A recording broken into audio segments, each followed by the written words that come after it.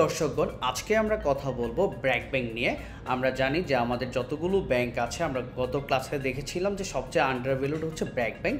কেন ব্র্যাক ব্যাংক আন্ডারভ্যালুড, কী কারণে আমাদের ব্র্যাক ব্যাংক কেনা উচিত, এইটা নিয়েই কিন্তু আজকে আমাদের ডিসকাশন।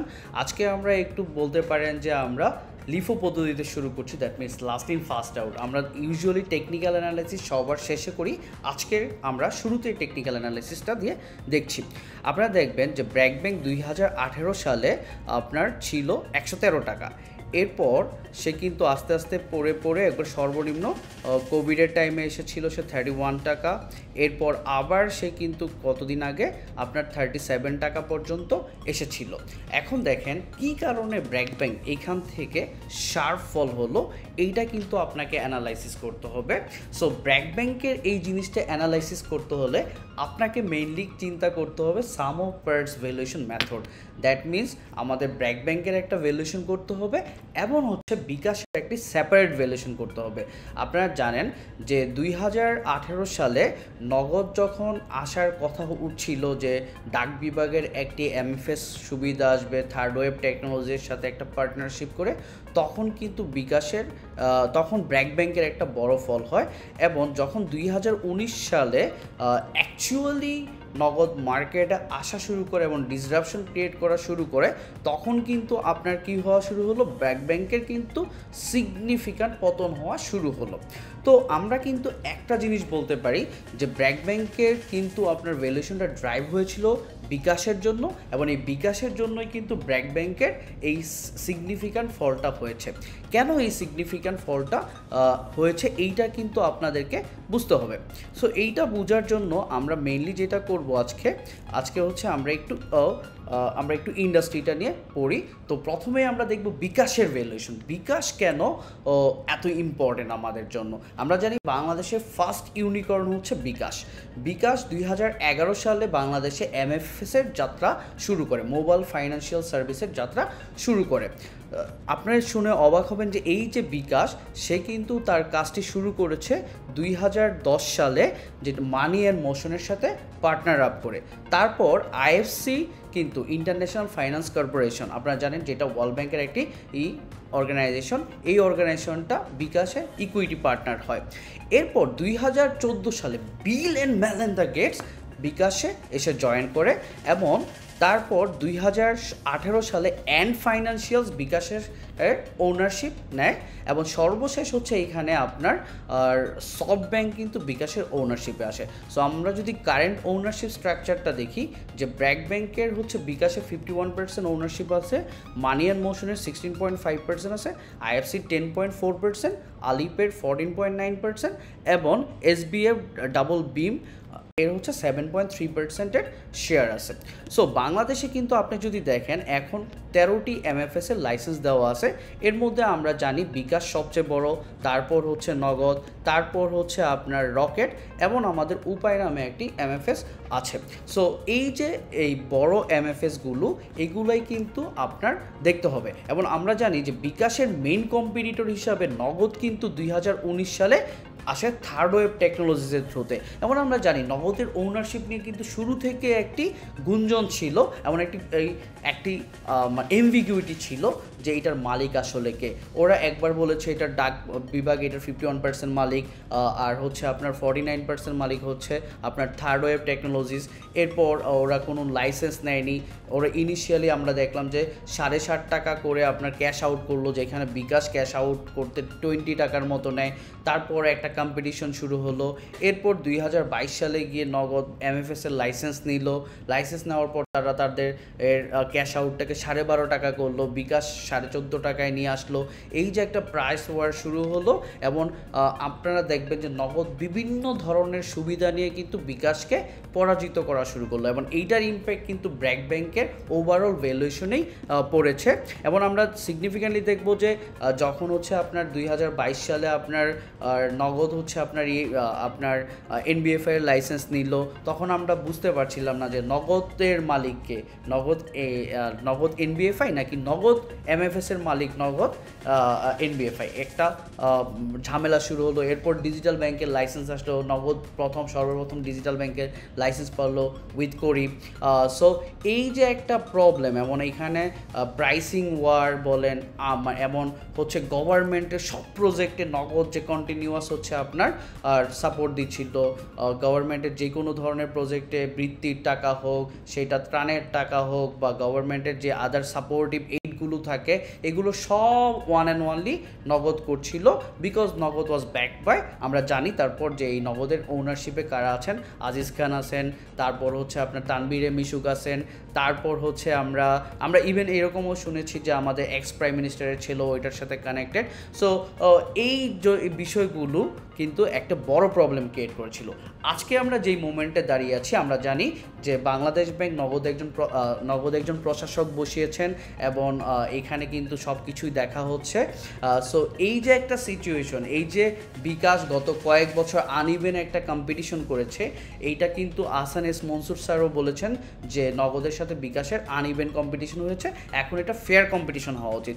তাহলে ফেয়ার কম্পিটিশন যদি হয়, তাহলে বিকাশের ভ্যালুয়েশন কত হবে এবং ব্র্যাক ব্যাংকে এটার ইম্প্যাক্ট কী হবে, সেইটা কিন্তু আপনাদেরকে বুঝতে হবে। আমরা যদি ওভারঅল আমরা যদি দেখি, বিকাশের এখন হচ্ছে আপনার ক্লায়েন্ট আছে 7,40,00,000 রেজিস্টার্ড ক্লায়েন্ট।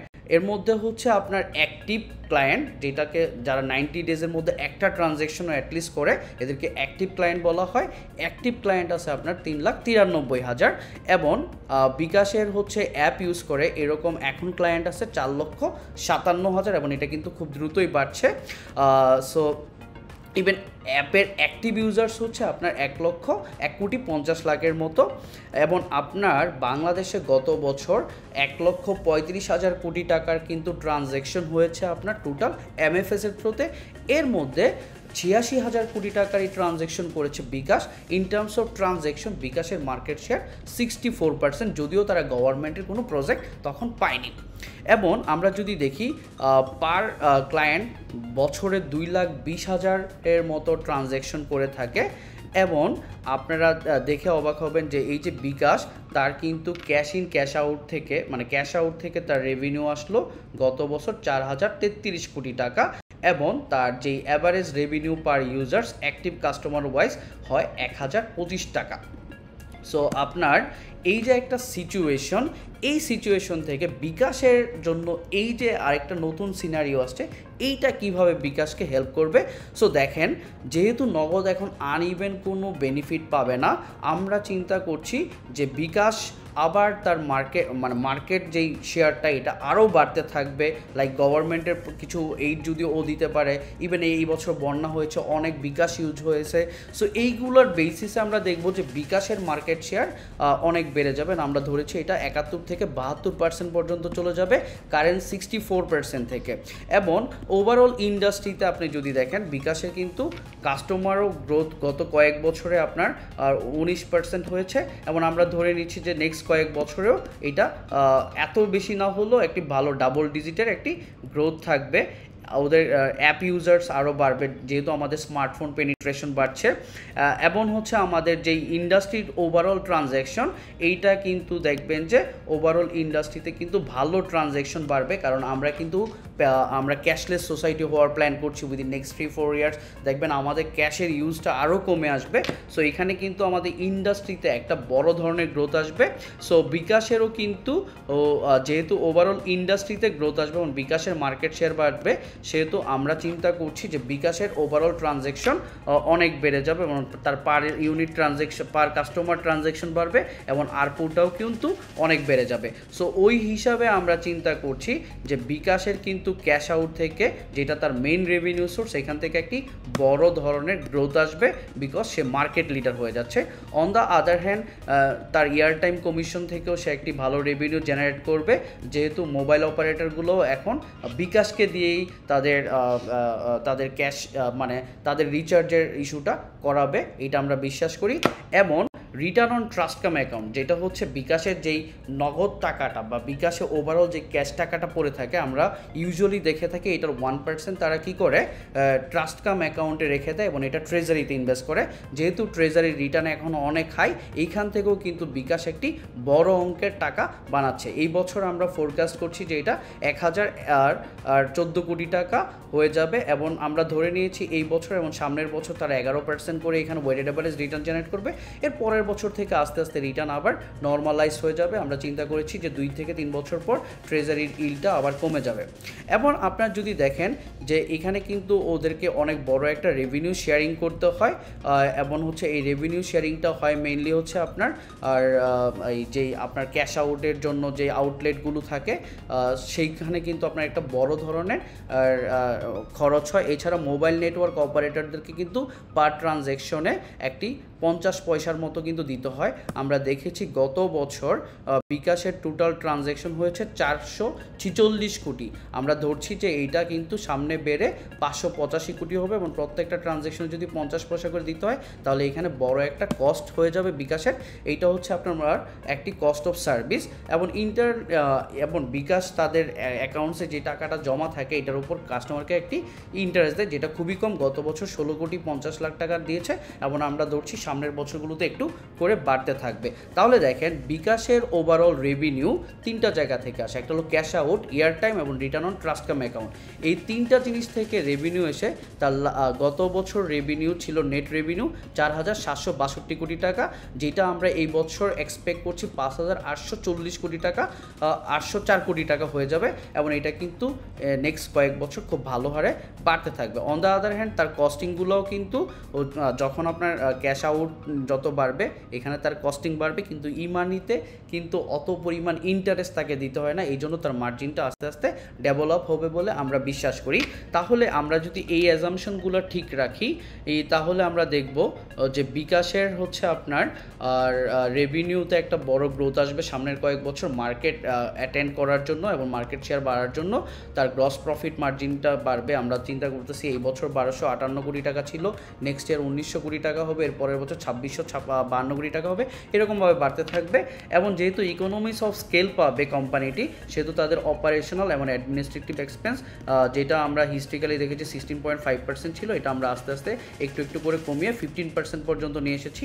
এবং সেলিং অ্যান্ড মার্কেটিং এক্সপেন্স কিন্তু তারা আমরা দিনকে দিন দেখছি কম আছে, সো এটাকে আমরা 8.5% থেকে 6.5%-এ নিয়ে এসেছি।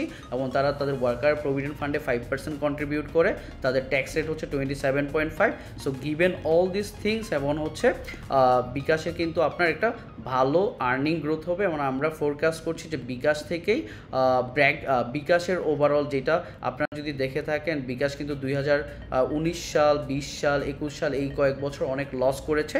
22 সালে 17 কোটি টাকা লাভ হয়েছে, 23 সালে 103 কোটি টাকা লাভ হয়েছে, অ্যান্ড উই এক্সপেক্ট যে এই বছর এটি 400 কোটি টাকা লাভে চলে যাবে, নেক্সট ইয়ার 600 কোটি টাকা লাভে চলে যাবেন। বিকাশ কিন্তু ওভারঅল লাভজনক একটি প্রতিষ্ঠানে কনভার্ট হচ্ছে। এবং আমরা যদি এই অ্যাজামশনগুলো ঠিক রাখি এবং বিকাশের যে ওয়ার্কিং ক্যাপিটালটা লাগে ওটাকেও আমরা কনসিডার করি, এবং ওকে যদি আমরা বলি যে নেক্সট কয়েক বছর অন অ্যান অ্যাভারেজ বিকাশ যদি আপনার 260 কোটি টাকা করেও ক্যাপেক্স করে, তারপরেও হচ্ছে আপনার টার্মিনাল গ্রোথে যদি আমরা 4.6% ধরি বা আমরা যদি 5% ধরি লেটসে, এবং ডিসকাউন্ট ফ্যাক্টর যদি আমরা 13 ধরি, তাহলে বিকাশের ভ্যালুয়েশন আসে 2.15 বিলিয়ন টাকা।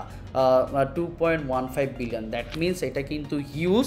এটা কিন্তু ইউনিকর্ন হয়েছে অনেক দিন আগে, এখন এটা ইউনিকর্নের চেয়ে অনেক বড় হয়ে যাচ্ছে, এটার ভ্যালুয়েশনও অনেক বেড়ে যাচ্ছে। এখন দেখেন বিকাশের 51% ওন করে হচ্ছে আপনার ব্র্যাক ব্যাংক। তাহলে ব্র্যাক ব্যাংকের শেয়ারের ইম্প্যাক্টটা কি? তাহলে বিকাশের যে ভ্যালুয়েশন এটার 51% যেটা আসবে সেটা হচ্ছে ব্র্যাক ব্যাংকে যাবে, এবং ব্র্যাক ব্যাংকের যে 176 কোটি শেয়ার আছে এটা দিয়ে ডিভাইড করেন, তাহলে আপনি 62 টাকা 03 পয়সা পাবেন। আপনি যদি মনে করেন না এত গ্রোথ করতে পারবেন না, 3% গ্রো করবে টার্মিনাল, তাহলে 50 টাকা আপনি অ্যাড করবেন। তাহলে যেভাবে আমরা যদি বলি তাহলে কিন্তু আপনার কি হচ্ছে, বিকাশ কিন্তু ব্র্যাক ব্যাংকের ভ্যালুয়েশনে একটি বড় বড় ধরনের ইম্প্যাক্ট ক্রিয়েট করছে।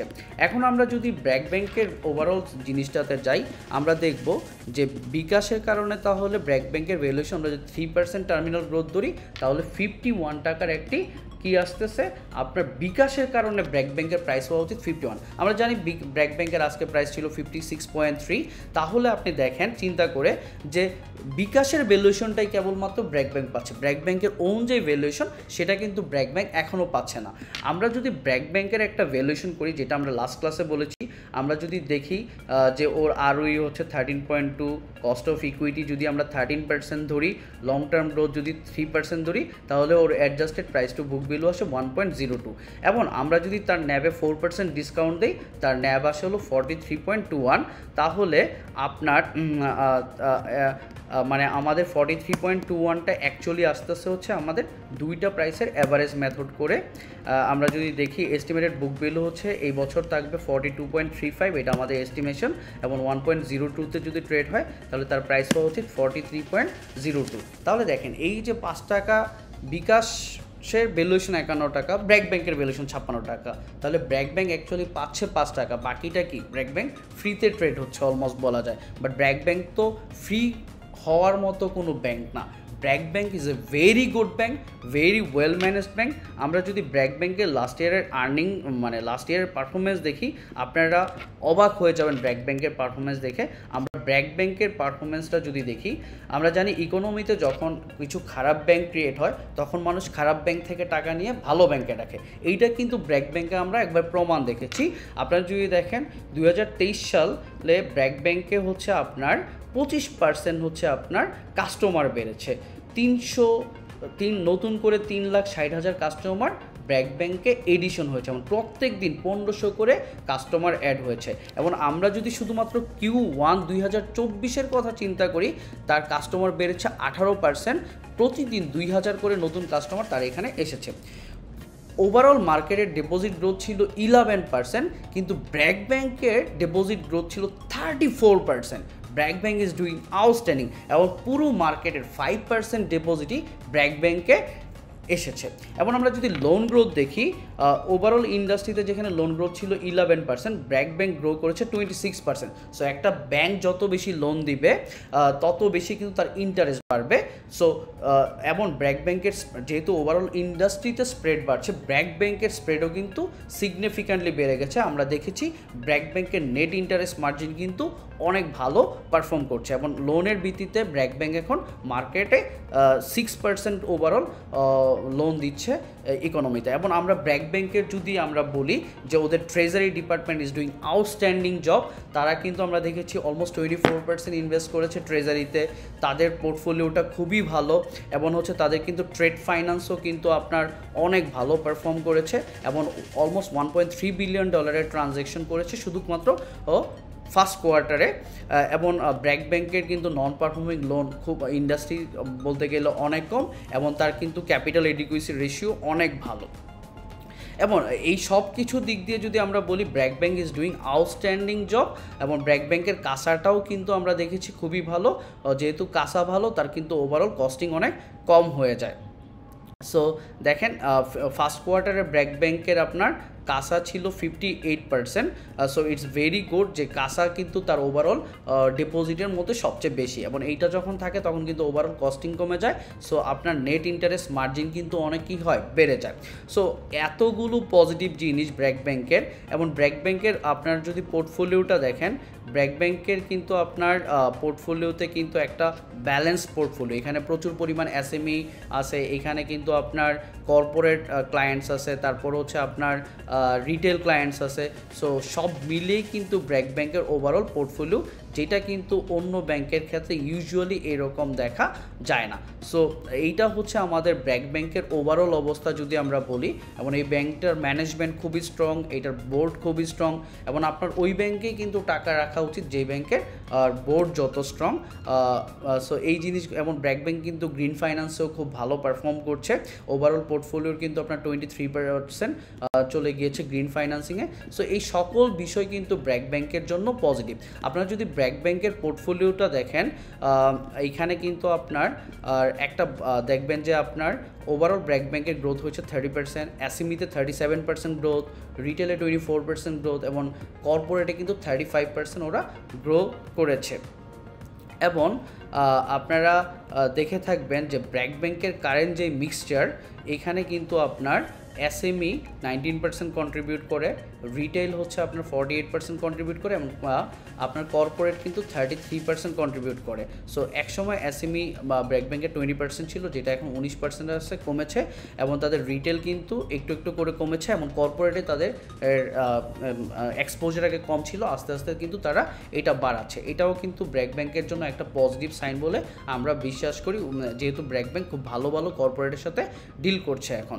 So given all this thing আমরা বলতে পারি BRAC bank is a very well managed bank. So আমরা যদি রেসিডুয়াল ইনকাম মেথডেও ব্র্যাক ব্যাংকের ভ্যালুয়েশন করি, তাহলে কি হচ্ছে, ব্র্যাক ব্যাংকের এখন বুক ভ্যালু হচ্ছে আপনার 7,070 কোটি টাকা। সো যেহেতু ব্র্যাক ব্যাংকের আমরা এটা 6 মাসের নিয়েছি, তো আমরা ধরেছি এই বছর আরও 6% গ্রো করবে, যেহেতু একটা ডিভিডেন্ড দিবে, সো এই মিলে হচ্ছে একটু কমে যাবে, এবং হচ্ছে পরের বছর 15% করে বুক ভ্যালু গ্রো করবে, তারপর 10% করে গ্রো করতে থাকবে। এবং হচ্ছে তার কস্ট অফ ইকুইটি যদি আপনার 13% হয়, তাহলে ব্র্যাক ব্যাংকের ওভারঅল কস্ট অফ ইকুইটি হচ্ছে 919 কোটি টাকা, 974 কোটি টাকা এইভাবে। এবং ব্র্যাক ব্যাংক আমরা দেখছি যে এই বছর 931 কোটি টাকার মতো আপনার নেট প্রফিট জেনারেট করবে, তাহলে তার রেসিডুয়াল আর্নিং এইভাবে আসবে। এবং আমরা যদি টার্মিনাল গ্রোথ ধরি, যে তার terminal price to book value 1.02, যেটা আমরা justified price to book value calculation করেছি, ওইখান থেকে এসেছে, তাহলে ব্র্যাক ব্যাংকের আজকের প্রাইস আসে 41 টাকা 60 পয়সা। তাহলে দেখেন, আমরা যদি লেটসে আমরা রিলেটিভ ভ্যালুয়েশন যদি করি, তাহলে তার প্রাইস আসে 43 টাকা, আর আমাদের রেসিডুয়াল আর্নিং মেথডে ভ্যালুয়েশন হচ্ছে 41 টাকা 81 পয়সা। তাহলে ওভারঅল ভ্যালুয়েশন আসতেছে 42 টাকা 41 পয়সা। তাহলে দেখেন, ব্র্যাক ব্যাংকের প্রাইস আমরা বলতেছি যে হওয়া উচিত হচ্ছে আপনার, ব্র্যাক ব্যাংকের প্রাইস হওয়া উচিত 42 টাকা 41 পয়সা, এবং বিকাশের প্রাইস হওয়া উচিত 3% টার্মিনাল গ্রোথ হলে 51 টাকা। ওই ক্ষেত্রে ব্র্যাক ব্যাংকের ওভারঅল ভ্যালুয়েশন হওয়া উচিত 93.27 টাকা। তাহলে আজকের প্রাইস থেকে এই কোম্পানিটা কিন্তু 66%-এর একটা আপসাইড পটেনশিয়াল আছে। So it is a very good bank. এবং এইখানে যদি আপনারা দেখেন, আমরা যদি একটু লঙ্কা বাংলায় আবার যাই, ব্র্যাক ব্যাংকের একটু বেসিক দেখি।